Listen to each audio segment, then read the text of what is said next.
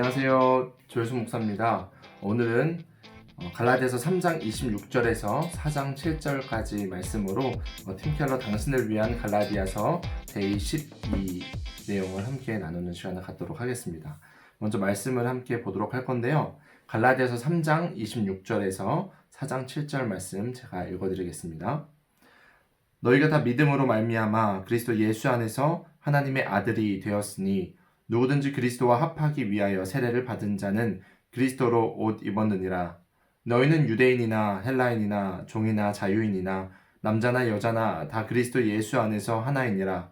너희가 그리스도의 것이면 곧 아브라함의 자손이요 약속대로 유업을 이을 자니라.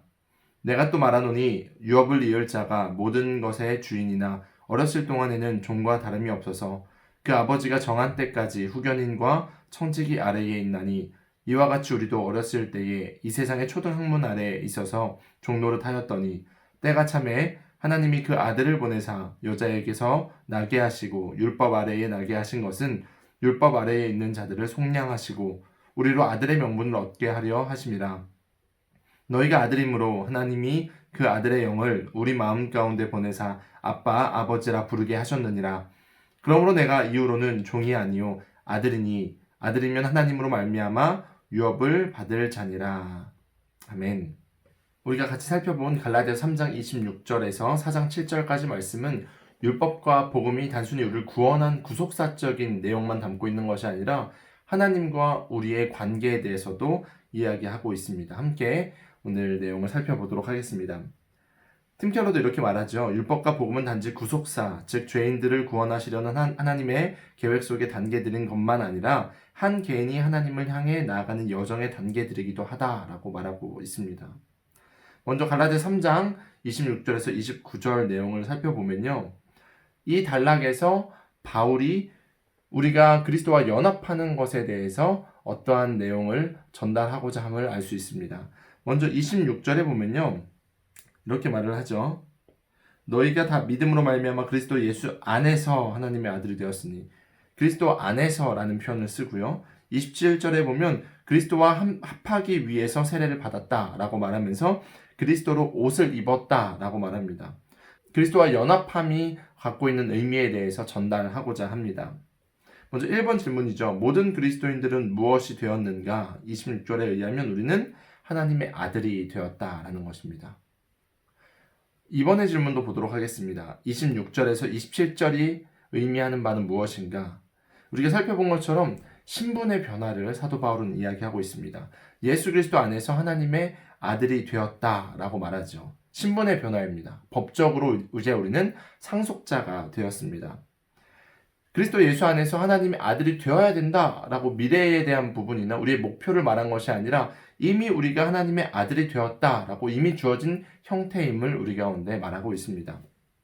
조금 더 이 내용을 좀 TMI로 얘기하자면 이 아들이 되었다, 법적인 상속자를 왜 아들로 표현을 했을까 질문이 생길 수 있습니다.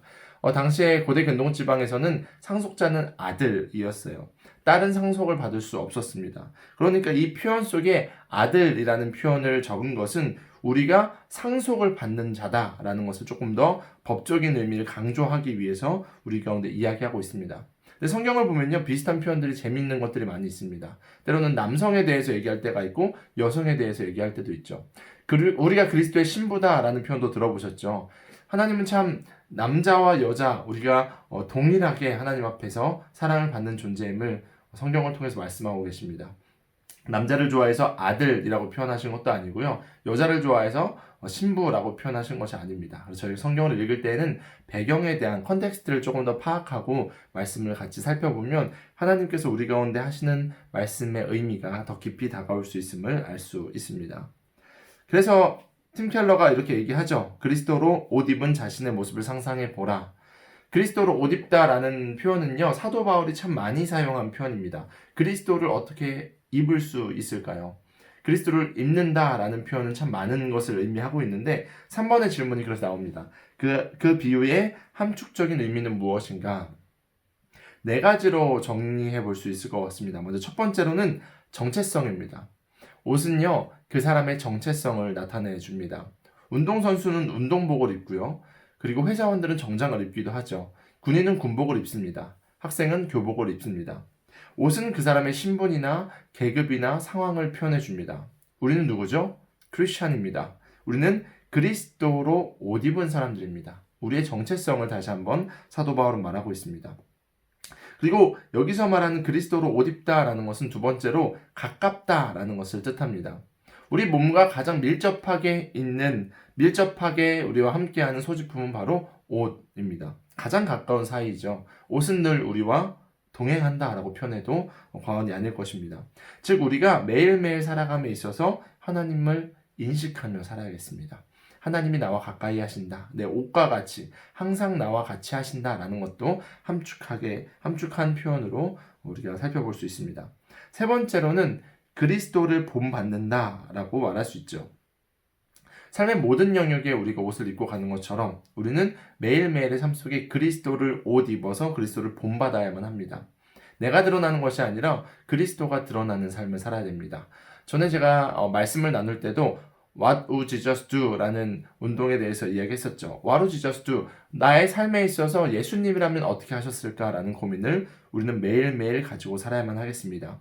그리스도 예수의 차림이 되십시오. 그리스도의 예수로 옷 입으십시오. 그래서 우리가 가는 모든 곳에 우리의 삶의 현장에 있어서 예수가 드러나도록 해야만 합니다. 여러분의 차림새가 예수님이 되도록 노력하시기를 원합니다. 네 번째로 하나님이 우리를 받아주신다라는 의미를 품고 있습니다. 옷은요, 우리의 몸을 가려줍니다. 옷은요, 때로는 우리가 부끄러운 부분들을 가려주기도 하죠. 요즘 제가 많이 먹어서 배가 나오는데 배를 가리려면 좋은 옷을 또 입어야겠죠. 타락 이후에 우리 인간은요, 하나님으로부터 수치를 가릴 옷을 공급받았습니다. 창세기에 살펴보면 하나님이 우리가 죄를 범하고 나서 에덴 동산에서 쫓겨날 때에 우리에게 가죽 옷을 입혀주셨습니다. 우리의 수치를 가려주신 것이죠. 창세기 3장 17절과 21절에 나와 있는 그 내용입니다. 그리고 예수님의 구원 덕분에 하나님이 보시기에 우리가 이제 사랑을 받을 수 있는 것입니다. 우리가 예수의 옷으로 덧 입혀지면 우리의 죄와 수치는 가려지게 되고 하나님이 보시기에 우리는 사랑받는 존재가 된다라는 것이죠. 그리스도로 옷 입는다. 이것은 바로 우리가 하나님의 아들이 되었고 우리의 정체성과 우리가 하나님과 가까운 사이가 되었다는 것, 그리고 우리가 매일매일 그리스도를 본받아야 된다는 것, 그리고 하나님이 우리를 받아주신다라는 것을 함축하고 있다라고 제가 설명을 드렸습니다. 28절에 보면 바울이 이제 그래서 이렇게 얘기하죠.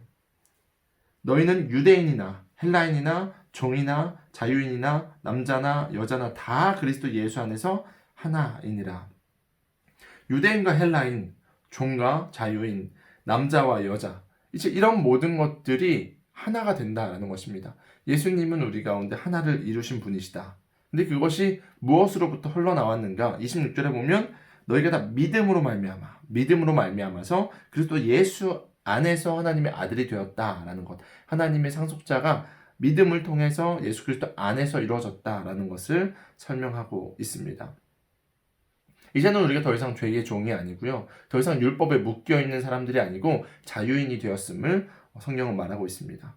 밑에 계속해서 나오죠. 종과 유업을 이을 자의 차이라는 소제목으로 갈라디아서 4장 1절에서 7절 내용으로 우리 가운데 말씀을 전해줍니다. 제가 한번 읽어보겠습니다. 바울은 하나님의 사람들이 율법을 받고 나서 하나님이 아들을 보내시기 전에는 유업을 이을 자이지만 종과 다름없었다라고 이야기합니다. 하나님께서 그들에게 재산을 주겠다고 약속하지만 그들이 아직 어려서 누리지 못했다. 재산이 장차 그들의 것이 되겠지만 아직은 아니었다. 모든 그리스도인도 마찬가지다. 모든 인간은 그리스도께로 오기 전에 영적 종으로서 기준에 도달하려고 필사적으로 애를 썼다. 복음을 통해 하나님이 우리를 그 나이가 되게 하셨고 전적인 하나님의 은혜로 우리가 온전히 아들이 되었고 하나님의 재산을 누리게 되었다라고 말하고 있습니다.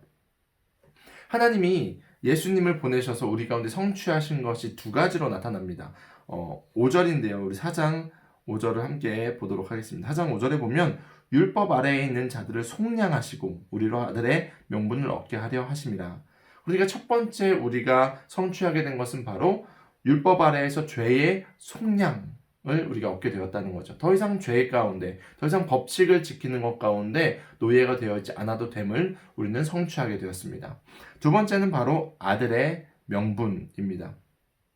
하나님은요, 우리를 아들로 부르셨는데 이 NIV 버전에 보면요, 아들의 모든 권리라고 표현하고 있고요. RSV 버전을 보면요, 아들로 입양했다라고 표현하고 있습니다.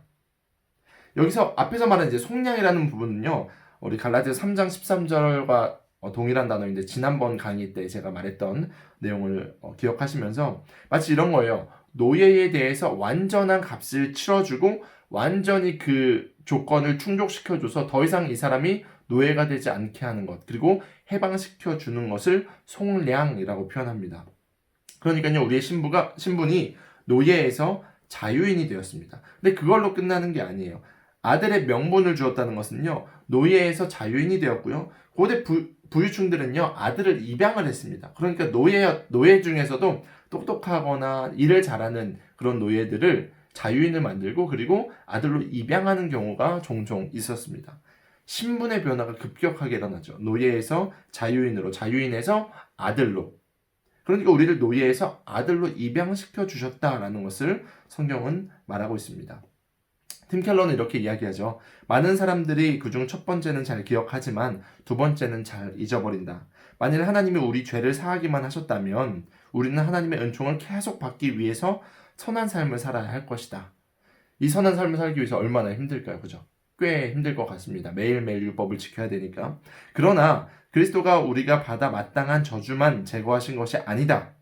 물론 그것만 해도 놀라운데 그리스도는 또한 그분이 마땅히 받으셔야 하는 축복인 아들의 명분을 우리에게 주셨다. 그래서 우리는 하나님 아버지의 용서뿐만 아니라 지속적이고도 영원한 은총을 받는다라고 팀 켈러는 말하고 있습니다. 그러니까 예수 그리스도의 십자가 사건은요, 단순히 용서에 대한 부분만 있는 것이 아닙니다. 용서 플러스 은총이 있다라는 것입니다. 그런데 지금도 반쪽짜리 구원만 받은 사람들이 참 많이 있는 것 같습니다. 실제로 교회 안에서도 많이 있습니다. 그리고 크리스찬이라고 살아가는 사람들 속에서도 죄에 대한 용서는 받았지만 아들로서의 명분을 받은 그 은혜를 누리지 못하는 삶을 사는 안타까운 모습을 많이 보게 됩니다. 이제 우리는 하나님의 아들로서 살아야만 합니다. 우리에게 주어진 아들의 명분을 잘 누리는 것이 필요합니다. 그래서 밑에 나오는 내용이 등장을 하죠. 아들로서의 삶 7번입니다. 바울이 6절에서 7절까지 말하는 이 아들의 특권은 무엇인가? 아들에 대해서 조금 더 살펴보도록 하겠습니다. 이 아들은요, 아버지를 부를 수 있습니다. 아빠라고 편안하게 부를 수 있습니다. 우리는요, 하나님의 아들입니다. 믿으십니까? 우리는 하나님의 아들입니다. 자녀입니다. 그러니까요, 아버지를 아빠, 아버지라고 부를 수 있다는 것입니다. 우리는요, 아버지를 부를 수 있습니다. 즉, 기도할 수 있습니다. 소통할 수 있다라는 것이죠. 하나님을 찾을 수 있고요. 하나님은 우리가 찾을 때에 응답하시는 분이시다라는 것입니다. 두 번째로 우리는요, 아들이 되어서 유업을 받게 됩니다. 하나님이 우리 가운데 주시는 그 유업, 예수님에게 주신 그 은혜를 우리 가운데도 동일하게 주신다라는 것입니다. 요한복음 17장 21절을 참고로 살펴보시면요, 예수님도 이렇게 기도하셨어요. 아버지요, 아버지께서 내 안에, 내가 아버지 안에 있는 것 같이 그들도 다 하나가 되어 우리 안에 있게 하사 세상으로 아버지께서 나를 보내신 것을 믿게 하옵소서. 우리는 하나님 안에, 그리고 하나님이 내 안에 거하는 그것을 누리는 우리의 신분을, 우리의 특권을 기억하셨으면 좋겠습니다. 그래서 우리는 아빠, 아버지라고 부를 수 있다는 거죠. 여기서 말하는 아빠, 아버지, 아빠는요, 사실 아람어입니다. 오늘 성경은 갈라디아서죠. 갈라디아 지방 사람은요, 헬라어를 썼습니다. 그리스어를 썼다는 거죠. 그러니까 헬라어를 쓰는 갈라디아 사람들에게 아빠, 아버지라고 표현을 했다? 조금 이상한 표현이 될 수 있습니다. 왜 사도 바울은 갈라디아 사람들이 잘 모르는 단어인 아빠, 아버지라는 기록을 사용했을까요? 왜냐하면 예수님이 그렇게 사용하셨던 언어입니다. 예수님은 아람어를 쓰셨거든요. 하나님을 아빠, 아버지라 부르는 자였습니다. 그게 예수님이었습니다. 상속받은 우리도 이제 아들 된 우리 역시도 전능하신 하나님 앞에 대담할 정도로 친근한 아빠, 아버지라고 부를 수 있다라는 것을 사도 바울은 이야기하고 싶었던 것입니다. 사랑하는 청년 여러분, 여러분의 아버지는 하나님이십니다. 아빠, 아버지께 마음껏 부르짖는 저 여러분 모두가 되길 바랍니다. 밑에 설명이 나오죠. 아빠는 영어로 딱 맞는 단어가 없다. 가장 의미가 비슷한 단어가 아빠다. 그러니까 아바라는 아람어는 우리나라 말 아빠랑 정말 흡사합니다. 그것은 아버지를 부르는 익숙하고도 친밀한 단어다. 우리가 하나님을 아빠로 부른다는 사실을 묵상해 보라라고 말하고 있습니다. 신분이 변화된 우리가 누릴 수 있는 가장 놀라운 단어가 바로 아빠일 것입니다. 하나님을 아버지로 부를 수 있는 것은 정말 멋진 일일 겁니다. 여기서 아버지는요, 우리 인간적으로 생각했을 때 어그러지고 잘못된 아버지의 형태가 아니에요. 아버지의 관계, 지금 방송을 들으시는 어떤 분은 아버지와의 관계가 좋은 분도 있을 수 있고요. 좋지 못한 분도 있을 수 있습니다. 그래서 아빠라는 단어가 좀 부담스럽게 느껴지는 분도 있을 수 있고요. 나는 아빠랑 정말 친밀해 하는 분은 아빠라는 단어가 친숙하게 느껴질 수 있습니다. 성경에서 말하는 아빠는요, 정말 올바른 관계, 올바르게 서 있는 부자지간, 부녀지간을 이야기합니다.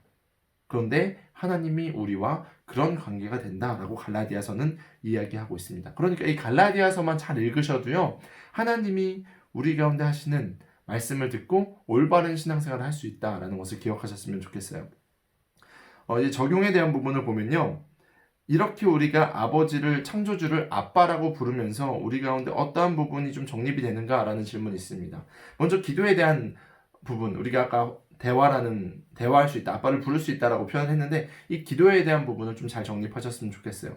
기도를 들으시는 분이요, 전능하신 하나님이시지만 플러스 아버지입니다. 전능하신 하나님 아버지가 우리의 기도를 들으신다라는 거죠. 기도는요, 하면요, 응답받습니다. 아버지니까. 그러면요, 기도를 하다 보면 기도가 재밌습니다. 왜요? 응답을 받으니까.